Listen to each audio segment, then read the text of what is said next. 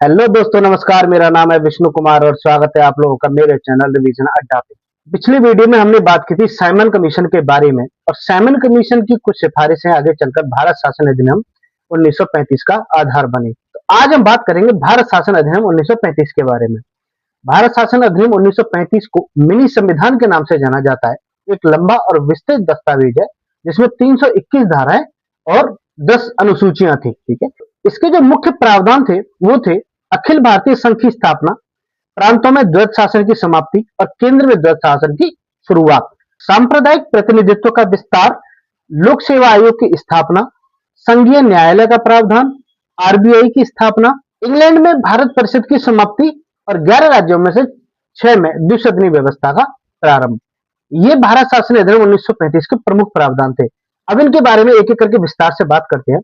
तो सबसे पहले बात करते हैं अखिल भारतीय संघ की स्थापना। तो देखिए, इसका जो पहला प्रावधान था वो केंद्र और राज्य इकाइयों के बीच 3 सूचियां, संघ सूची, राज्य सूची और समवर्ती सूची, इन 3 सूचियों के माध्यम से शक्तियों का बंटवारा और अवशिष्ट विषयों पर विधि बनाने का अधिकार वायसराय को दिया गया। ठीक है। दूसरा है भारत के प्रांतों, चीफ कमिश्नर प्रांतों और देशी रियासतों को मिलाकर एक अखिल भारतीय संघ की स्थापना करना। लेकिन ये व्यवस्था कभी अस्तित्व में नहीं आई। लास्ट था वर्मा को भारत से अलग करने का प्रावधान। तो ये प्रावधान थे अखिल भारतीय संघ की स्थापना में।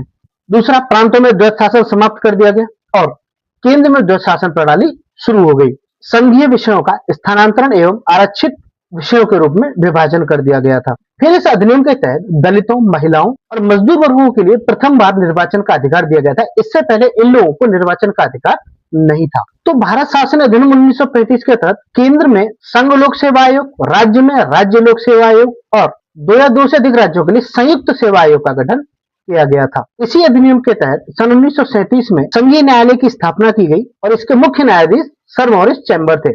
यही संघीय न्यायालय आगे चलकर आजादी के बाद सर्वोच्च न्यायालय के नाम से जाना जाने लगा, जो आज हमारे देश का सर्वोच्च न्यायालय है। भारत शासन अधिनियम 1935 में देश की मुद्रा और साख नियंत्रण के उद्देश्य से आरबीआई की स्थापना की गई थी। कई बार एग्जाम में सवाल आता है कि आरबीआई की स्थापना कब की गई थी।